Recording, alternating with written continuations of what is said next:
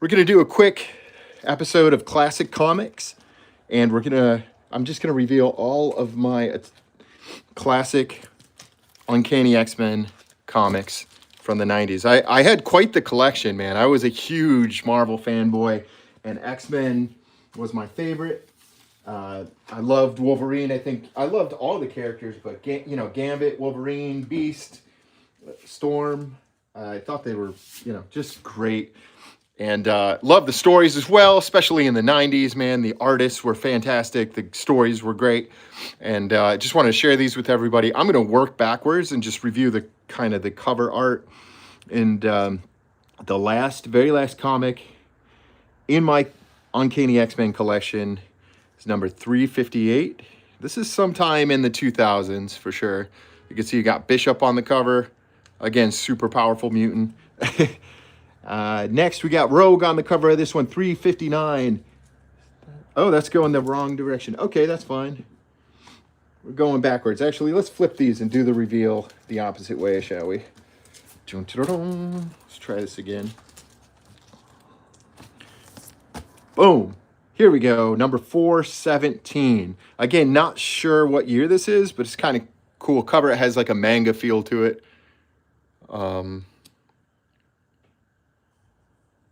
What's happening? Looks like someone in the chat said techno. Boom. Next, we have issue 409, and you could see you got Wolverine's sort of skin here, it almost looks like, and you have Mystique, the shape-changing X-Men villain. Villain/hero. There's always been a lot of back and forth with that character. Hello in the chat. Welcome to the show. Make sure you like the video and follow the channel. Subscribe to Nick White Classics. Moving on, we have issue 388. Of course, you have Mystique on here as well. So I'm sort of skipping a few issues because this is 388, and the next issue I have, which coincidentally also has some version of Mystique on the cover, that's 408. So that's about 30 issues that I missed there. But so my collection is not like complete, but it's a decent collection, right? Next, I have 387, and here you see Professor X standing up. Use of his legs. He has a sword, maximum security, and I think these are the Krulls, right? Artists back then looked like AI. AI wishes it could generate stuff like this, man. Yeah, this is, I think, I don't know. In my opinion, the golden age of comic art was in the 1990s. So this is always my favorite stuff. So here's Uncanny. And you can see this is around the time that the X-Men movie came out, and they started to publish this on the covers of the comics. The comic that inspired the X-Men movie. You can see Rogue underwater and that Storm too. Next, we go to 385. Yeah, man, I think this is Joe Madria on the cover, or no, maybe not. This is a great comic art, though. I love it. It has like this kind of like hyper-realistic feel that I love. My favorite character was Cyclops. Awesome, man. Yeah, I think my favorite is definitely Wolverine, but I loved most of the X-Men, man. Like everyone on this cover, and I'm not sure what the story is here. I don't remember why there's this infighting. Yeah, Gambit was a great character as well. Cyclops. I love Psylocke, Bishop, Nightcrawler. They're all pretty awesome. Uncanny X-Men 384. I'm not sure who this villain is. Yeah, one thing I love about this, the X-Men series is just the way they reinvent their characters again and again. You can see Beast has this sort of cover on his head and these red glasses. Then you see the sort of face covering on Cyclops in the corner. Sorry, I said Cyclops. That's not Cyclops. Cyclops' son from the future. Who is this guy? Time-traveling X-Men? Who is that? Does anybody know? Anyways, next we have Uncanny X-Men 383. You see Bishop on the cover. Sorry, I said Bishop. That's Gambit. And again, pretty cool art. The mutants are being auctioned off. Uncanny X-Men number 382. You can see again we have this mutant on the cover. He's a time traveler. Does anybody know his name? Go ahead. Hit me in the chat if you know this X-Men's name. This is like a unique, like artistic style or presentation of this guy because there he is, Cable. Yep, you called it, man. Yeah, it's not often you see Cable with that blue mask over his face like this, but you know it's Cable from the arm, and the scar on the eye. Again, you got Beast with the goggles and the mask, and the other thing that I loved about the Uncanny X-Men is just the way that they reinvent the team. They'll always like switch up the team members. So this time it looks like it might be Gambit, Jean Grey, Beast, Storm, and Cable. But that's a hell of a lineup, Not the standard lineup for Uncanny X-Men, but pretty awesome. Boom, there he is. Uncanny X-Men number 380. We got Wolverine on the cover. On the cover of this one, All Too Human. Yeah, again, I probably love this for sure because I was always a huge Wolverine mark.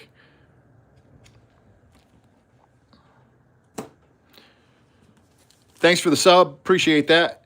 Yeah, definitely subscribe if you're into comic books, collectibles, Atari, retro gaming at all, or pro wrestling. You're in the right place. Here you go, Brett. This is for you, man. We got Cyclops' visor on the cover here. Number 379, From the Ashes. X-Men Origins Wolverine? Absolutely, man. I've got that comic book series as well. Today, we're going through all my old Uncanny X-Men. So this is number 378.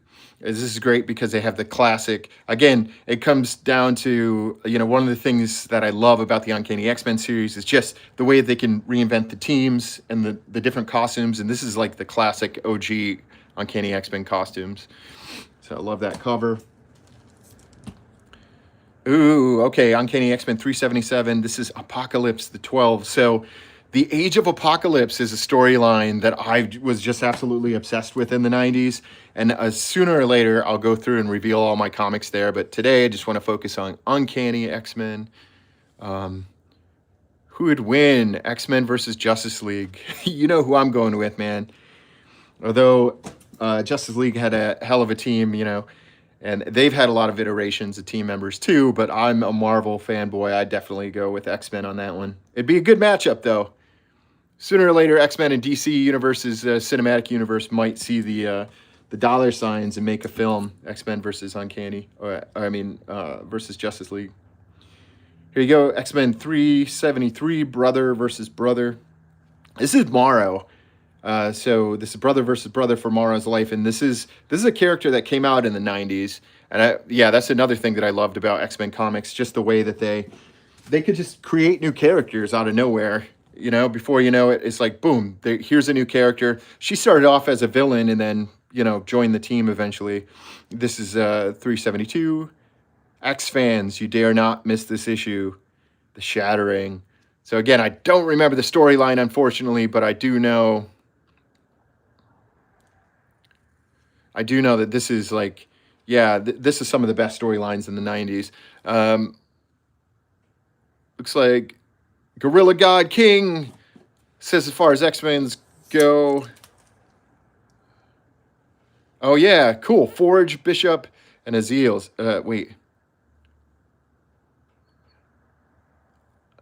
Azazel? How do I say that? I'm not sure how to pronounce it. I can picture the character, though. Yeah. Forge is awesome, man. He did a lot. He did appear in a ton of X-Factor comics. This is Uncanny X-Men number 370, and I'm just working backwards through my collection. You can see we have some Avengers on this one. So you got Iron Man, Hulk, Captain America. You got the Thing down there, Thor down there. That's the other great thing is just crossovers, man. Uncanny X-Men is a great team, and then you could always bring these other teams in from other comics. Have them fight or have them collaborate or work together or whatnot. Yeah, again, we got Wolverine on the cover. This is back when he had the bone claws. Issue number 368. The war is over, but payback has just begun. So because I'm working backwards, it might be strange. Maybe I should move forward through it so we could see how the stories progress. But either way, Uncanny X-Men. This is a Magneto War. Issue number 366. The Master of Magnetism is back, and his fury will change the world forever.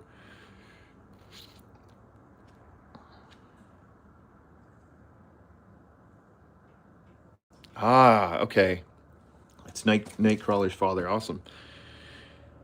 A Ghost of Christmas Past. So this is fitting for the time of the year, and you can see X-Men are celebrating their 35th year anniversary at this time, which, super fun time to be collecting X-Men. The Hunt for Xavier here. We go back to issue number 364. At long last, Professor X reunited with his team. If he can survive Cerebro. So this is, I guess this might have been following the storyline after Xavier was gone for so long. And, Jean Grey stepped in and Cyclops stepped in to lead the team and so on. The Hunt for Xavier continues here with the search for Professor X begins here. So this is one of the first. And again, man, I always loved how this artist, Siegel, Townsend, Bachalo, these guys all came together to create this this vibe, this feeling of on the artwork of the X-Men.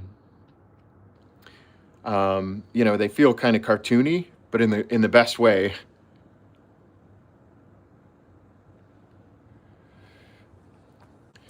So next we have Professor X is back, and this is great. I love it whenever they take a hero and they make him a villain. So you can see Professor X is leading.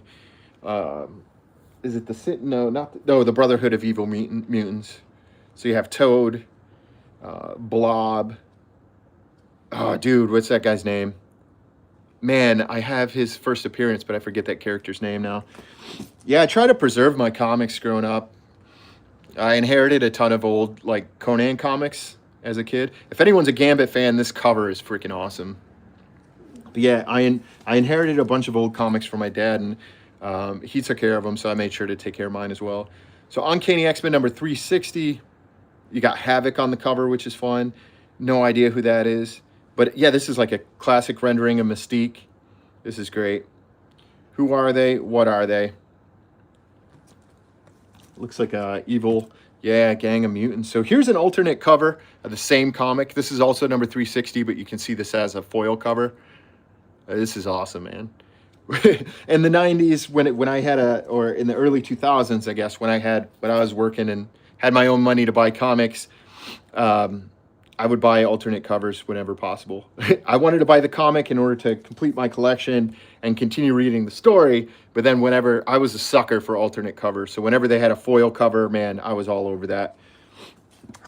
Okay, where are we going next? I guess we're on to the second pile here. And we go all the way back to number 3. Let's make sure. Nope. Wrong pile. We're starting here. 357. And again, Siegel, Norton, Vines, Hannah. This artwork is awesome. Again, for all the Cyclops fans out there, you can see we got some sweet cover art here. Plague is upon him. Not sure who he's fighting there, but looks pretty awesome. Then we have 356. Nice team shot. You have Jean Grey as the Phoenix here. Of course, not the original, but still cool to see. Again, when you could take those the old costumes and put them on the current characters, I think that's always awesome. Yeah, the foils were my favorite, man. I try to pick them up whenever possible. The Uncanny X-Men Showdown with Alpha Flight. Now, I have a nice Alpha Flight comic collection that maybe I'll reveal sometime. I've been waiting for them to put together. Yeah, to put together a Alpha Flight film. Somebody asked about Angel. Yeah, see, that's a throwback as well. So you got Angel, who the old school storyline in the original Four Horsemen of the Apocalypse, he got the metal wings and became Archangel. And now you can see in this issue, he's back to the OG Angel. And that was a whole storyline too. I'm not sure if that was X-Men or Uncanny X-Men, but that's a good one. So X-Men versus Soren from the Savage Land. You got X-Men on the cover, so I know I was loving this. Man, this Townsend art, I always love this. And Bachalo, yeah, these covers are amazing. Boom, look how iconic that is. Uncanny X-Men 354. You have Phoenix on the cover with the old school costume. Very cool. Okay, X-Men, the gloves are off. So this is going to be one about Rogue. Few things. I always remember it was so treacherous and dangerous to have Rogue, touch Wolverine because of his checkered past and so on. So this is going to be a good one for sure. And then sometimes she would do it just because he got so out of control, especially around the time when he had the bone claws. He was like really animalistic. Hello and welcome to the show. If you're just joining in, this is Classic Comics on Nick White Classics. Make sure you like the video and subscribe to the channel. Next, we're just moving backwards through my Uncanny X-Men collection, and we're at issue number 352, X-Men Turbulence. And again, we got here we got a cover with Cyclops on it, featuring possibly the most artists ever on one title. And that's right, you got 7 artists on one issue. That's fun. Next, we have the Uncanny X-Men. Welcome to the X-Men, Cecilia. You know the rest. And so here you have Pyro on the cover, which is great.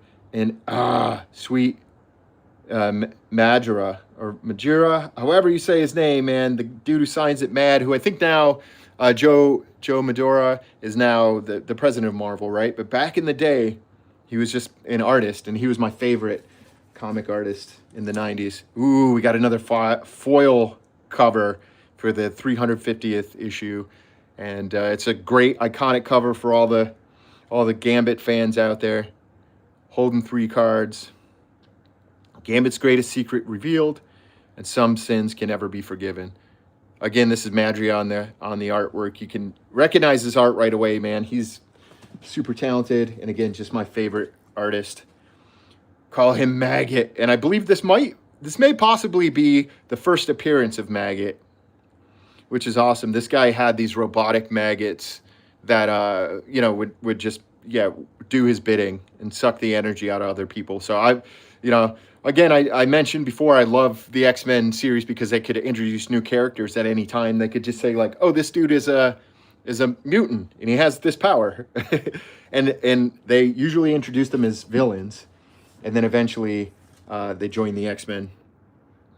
Here's an iconic cover with Gambit and Rogue. They had their time together and then their time apart. Here you go, divided they shall fall.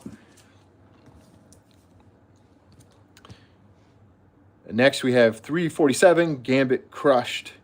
And don't forget about me, kitty. So there's Maggot. So maybe that wasn't his first appearance. You got him in the corner here, just teasing him. You know, they would introduce a new character and then just milk it for all that it's worth, because they know, Marvel knows their fan base, man. They know that everyone loves new characters. So here's Morrow versus Spider-Man. Again, they have the X-Men, Uncanny X-Men with Spider-Man on the cover. That's going to sell some books. Who is this? Could he be the next X-Man? Or is he their foe? So we might have to look this up. But 345, maybe this is the first appearance of Maggot. And that could be, since they're teasing it on the cover. So that could be.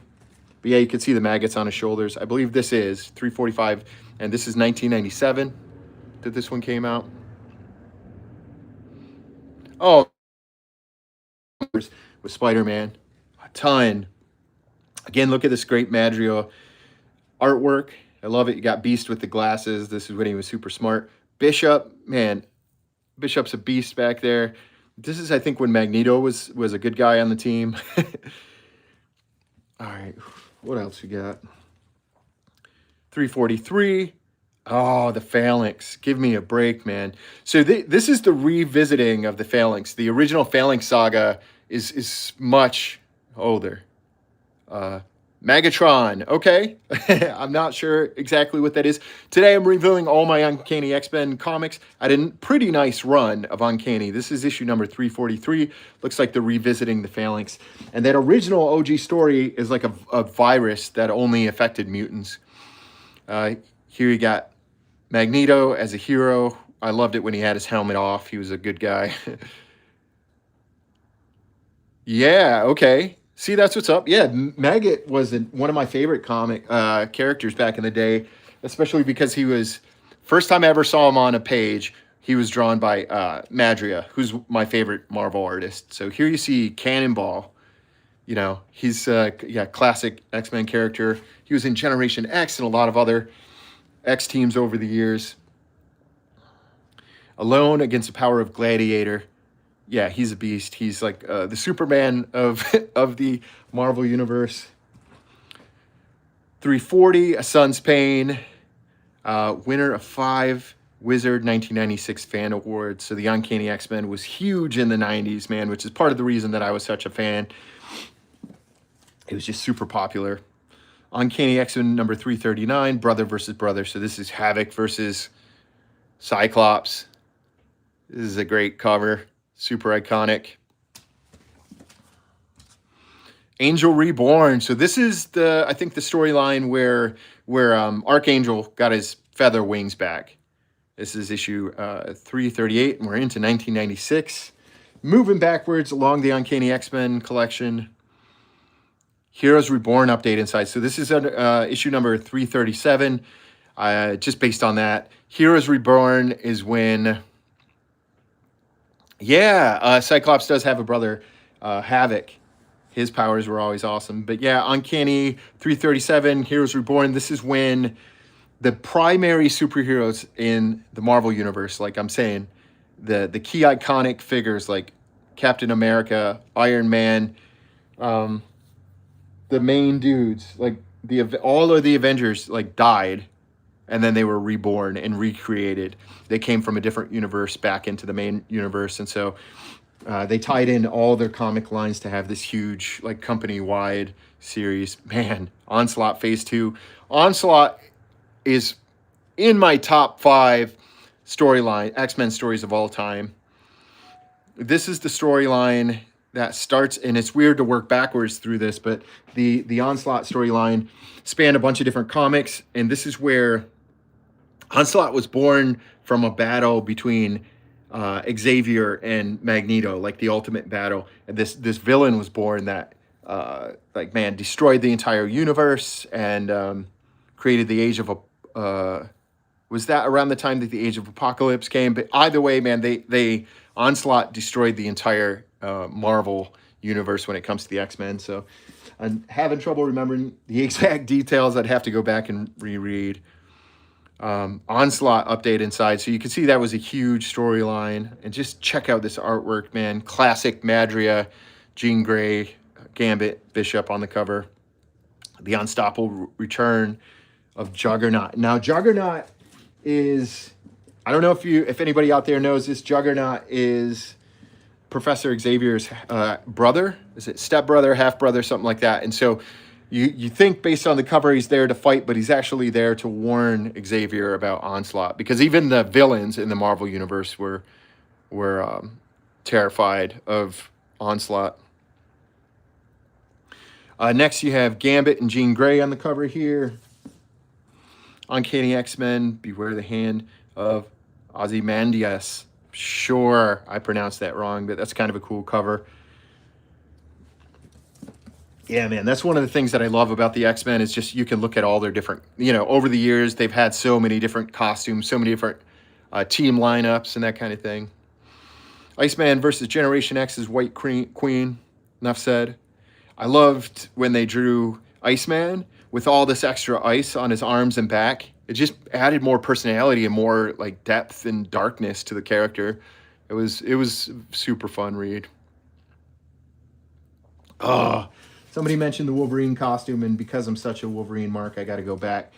Yeah, so you must be talking about this one here. So this is shortly after he had his adamantium claws removed by Magneto. He had these bone claws, and when his adamantium skull was ripped out of his head by Magneto, his nose was lost. And so when his skin grew back or whatever, when his new bones grew in, and he, because of his healing factor, he was able to survive, but he survived without a nose. So he wore this bandana over his face to sort of hide that. He was also super animalistic, so he came back as like a caveman, and it was super brutal. The Crimson Quest for the Crimson Dawn. Here you go. You got Archangel on the cover. This is a few issues before he regained his feather wings. Emma Frost. Yeah, man. She was the White Queen. Yep, good call. Here we have another like super iconic cover by Madria. You got Archangel and Wolverine on the cover here. Warriors of the Ebon Knight. If you're just tuning in, I'm reviewing all my classic Uncanny X-Men comics. Make sure you like the video, subscribe to the channel. If you're into classic comics, collectibles, and retro gaming, you're in the right place. Next, we have Uncanny X-Men, If Sins Be Forgiven. So this is the series where Magneto is repenting for his sins and becoming a good guy. And I think he had his mind wiped by Xavier when they battled. And that's when he kind of turned into, to join the team and become a good guy, fight for the cause. Here we have another classic cover, man. A lot of these are super, super, super, super iconic and just classic covers, man. Here we have Sabretooth versus Gambit, Evil Natures. Again, a Madria cover. His artwork is just so expressive, man. Yeah, just all the detail on the hair, the energy out of the eyes. Just iconic. What a great time to read comics. Here we go. We got a special anniversary issue. I think this must be issue, is it 320? I'm not sure. I don't see the numbering on this, but this is, you can see the fold. The cover does open up and you have a 3-panel cover, full splash page. But you can see there's a little bit of foil on the text there, which is always fun. And down to the last stack of my classic collection of Uncanny X-Men, working backwards. Boom. Here we go, issue 324. So, this must have been, this is 325. This is 324. Wolverine with the bone claws in a battle. Vessel of Destruction. Looks like a good action-packed book. Next, we got A Nation Rising. I believe that's Cannonball. And in this time period when Madria was doing Uncanny X-Men art and Wolverine had the bone claws, dude, I was a huge fan of Cannonball. They got to bring him back. I don't know if he's active in the current comics, but he should be, man. He's tragically underrated.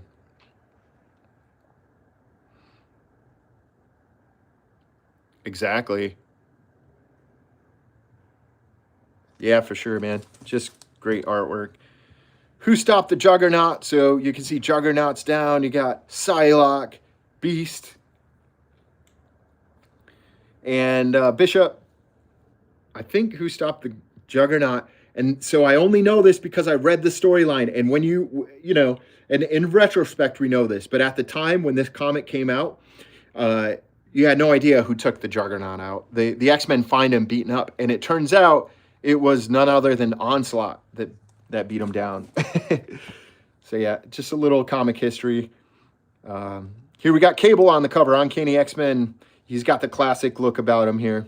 This is 321, Legion Quest number 3.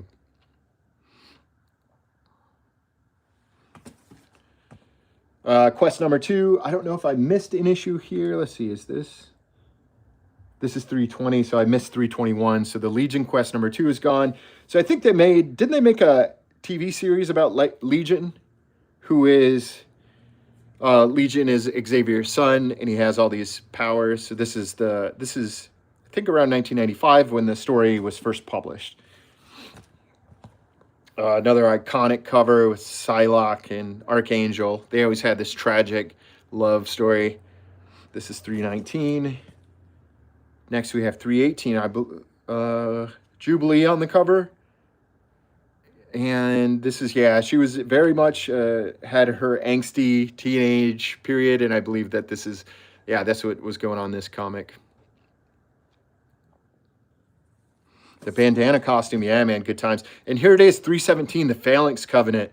Now, I mentioned this earlier, like essentially the Phalanx was, this was a storyline about a virus that only affected mutants and Generation X. And this is when the team Generation X came out, which also was a Fox series on TV back in the day, but Generation, and a film, right?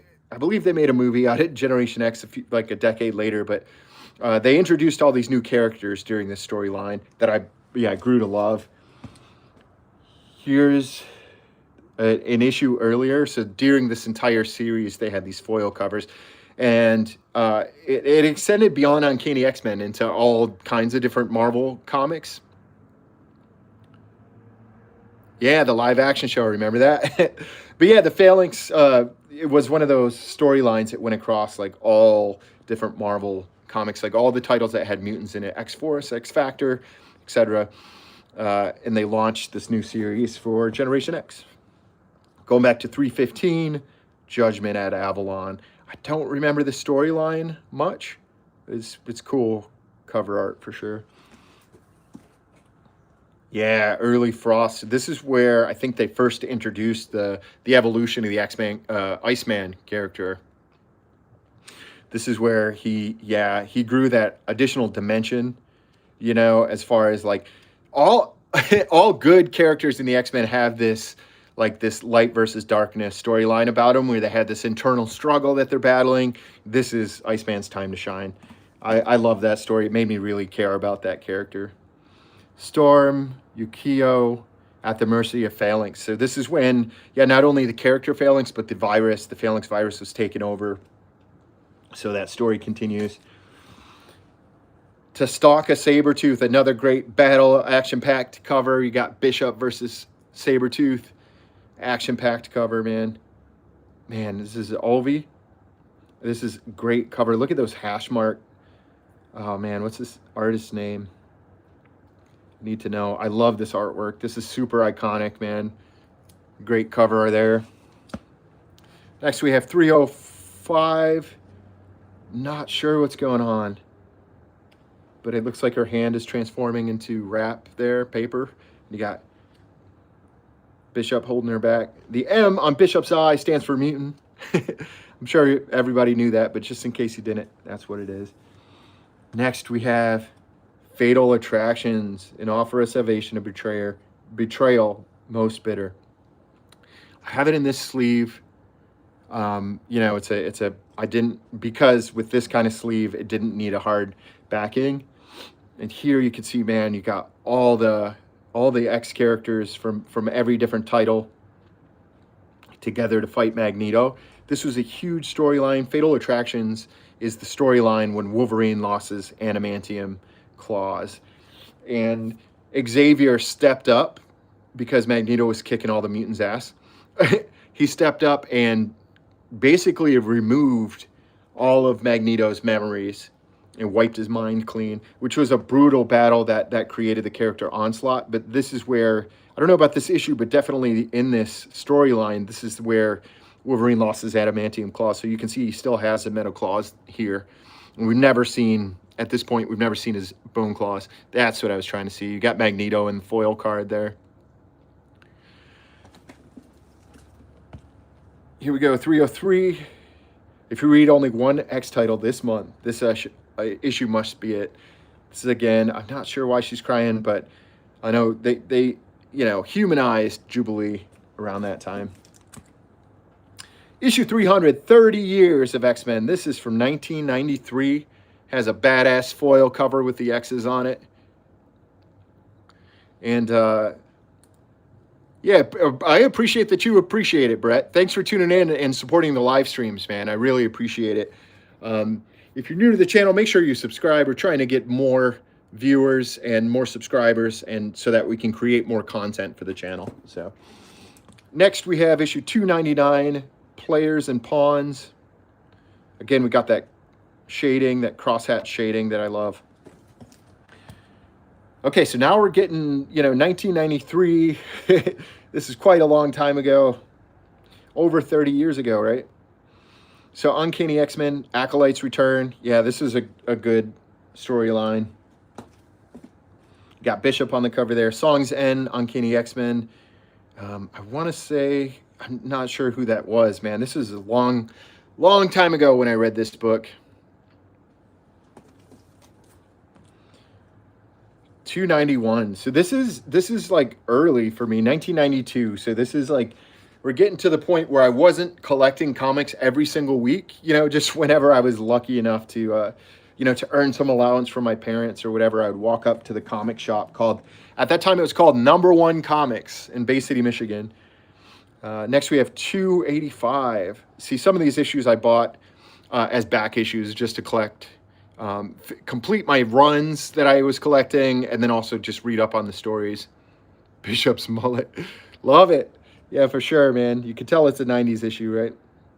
And again, this is like the classic Storm that these are the stories and and the characters and the artwork and the costumes that inspired the X-Men Adventures series, the animated series on Fox that everybody knows and loves. Bishop's Crossing issue, Uncanny X-Men issue 283. This is from 1991. Oh, you can see here the 30th anniversary of the Fantastic Four here, which is great. X-Men are the best. I agree with you. Uncanny X-Men and X-Men, I mean, man, I loved collecting those, loved reading the books. Who was your favorite character? Go ahead and put it in the chat. If you're an X-Men fan, let me know who was your favorite character. Again and again, I'll say Wolverine, definitely my favorite character. I went through my Wolverine collection a little while back. So that's in my playlist. If you want to check that out, you can see my old collection and of Wolverine comics. So here is Uncanny X-Men 282. This is the very first appearance of the mutant known as Bishop. His name is Bishop, and nothing will ever be the same. So this is a time travel when Bishop comes, and meets the X-Men. This is when he is first introduced. I'm not sure what this one's worth, but I think it's worth a little bit. Yes, for sure.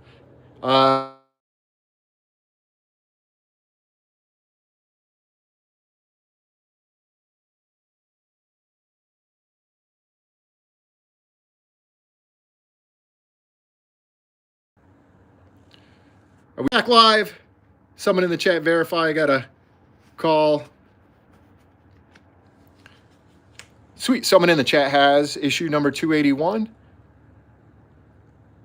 And I'm just trying to make sure that we're still back live. Do me a favor and verify. Sweet. Yeah, sorry about that. So again, I think what I was saying is just the way that they would shuffle up their team members and everything. And I think this was one when Jean and Storm were leading the X-Men, which is great.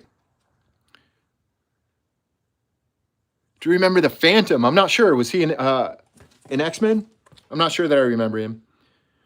But this is Uncanny X-Men from Muir Island Saga, issue number 280. This art is just freaking classic, man.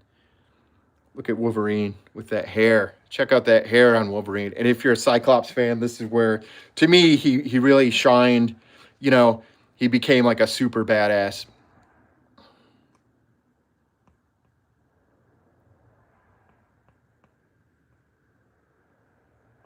Phantom comic. I'm not sure that I ever followed that. Yeah, I was big into X-Men in the 90s. You know, Wolverine, X-Men, X-Force, X-Factor, all those X titles. Yeah, man, check out that classic Rogue. She's got the sweatband or whatever, like the little headband. Love it. Because you demanded it, Colossus is back. So why is he trying to kill Professor X? And I'm not sure, but they always came up with great stories to make the X-Men fight each other. Somebody said Bishop is always battling his teammates. But look, and this one, Colossus is also, they always had like a good creative storyline as to why they fought. I have to say, like, these are some of the best stories that I ever read as a kid. In fact, like, man, the storylines that came out in the 90s, these are what the films that they're producing now are based on those storylines. So these are great. This is from 1991, In the Grip of the Shadow King. What is this dude's name? It's Man Guy or Guy Thing? Dude, what is this? He was an X-Factor member. Tough guy. I forget his name, man. Strong guy. Yeah, I always thought he was a little ridiculous too. He's got the tiny hands, the huge arms. For sure. Yeah, issue 277, iconic, man. Gambit versus Wolverine. Got this sweet combat cover. You never know if maybe this was from the Danger Room or whatever, the practice fighting space. Or if there was some reason for him to fight. But I love these classic costumes. Dude, this screams 1991. I love it. Ooh, dude, give me a break, man. 268. This cover to me is so freaking iconic. You got Wolverine in the brown and yellow. But they still had the adamantium claws. You got the Black Widow, Captain America. Wolverine, Captain America, Black Widow together again for the first time. This is Jim Lee art. Classic artwork from the 90s, man. It says 30th anniversary of The Amazing Spider-Man. Check out that cover art. Legendary stuff, I agree. Next, we go to 259. This is Colossus in his human form. This is without the, without his metal. Colossus unleashed against the Genosians. Cool comic. It's interesting that you can still kind of recognize Colossus without his metal.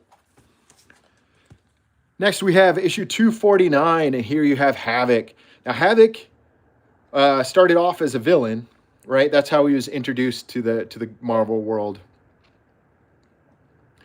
But eventually, he joined the X-Men, found the error of his ways, and became a good guy. But that's an iconic cover. You can see in the 90s, early 90s, now on sale twice a month. So they were really pumping these out in the early 90s. This is before Netflix. So here we go, the Master Mold. So I believe this is the first appearance of this character, and this is the character Master Mold that creates the Sentinels. Right? So this is before the Sentinels entered the Marvel universe. Dude, this is when the Brood, this is Uncanny X-Men issue number 234. And you can see Wolverine, I think, as one of the Broods. I'm not sure if he got infected.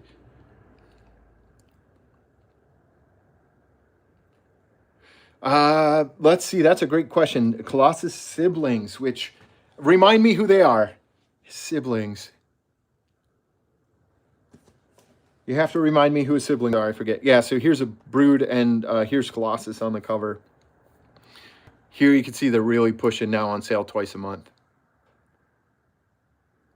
Magic and Rasputin. Yeah, man. I know Magic had, I think they had their own series at one point, right?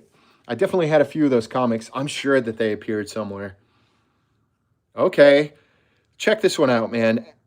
This is Uncanny X-Men, even though Uncanny's not printed on there.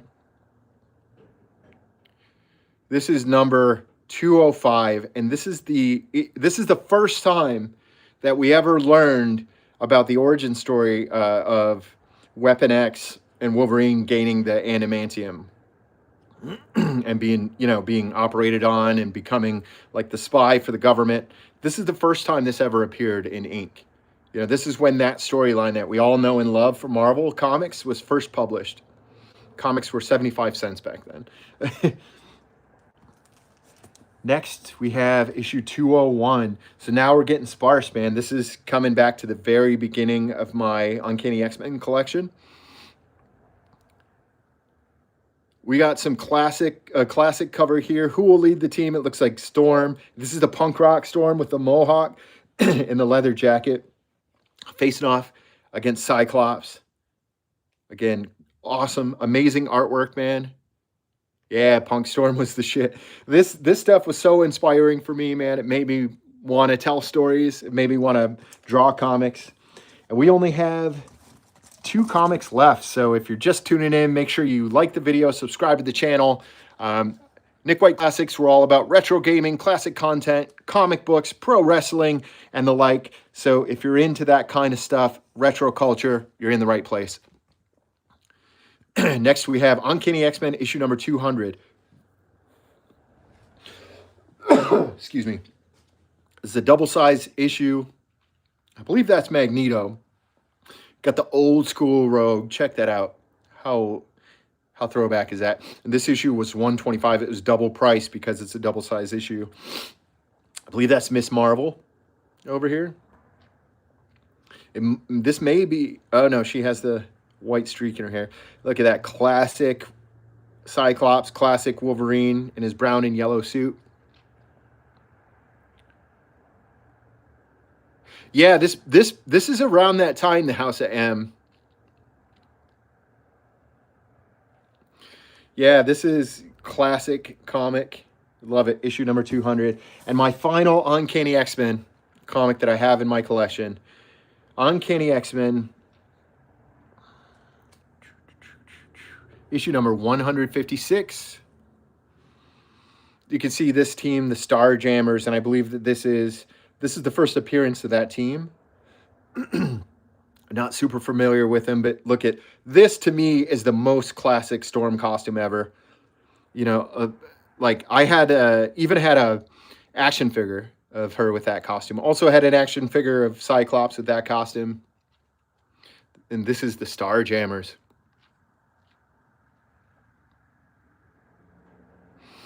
Yeah. So, again, thanks for tuning in. This is was a pleasure, man. It's a pleasure for me to share my collection with y'all. Thanks so much for joining me. I try to go live on a regular basis, at least 5 days a week, and talk, either play retro games, talk comics and collectibles, talk pro wrestling, that kind of thing. So if you're into that sort of stuff, make sure you subscribe to the channel. Thanks so much for tuning in, guys. Really appreciate it, and we'll see you next time. Later.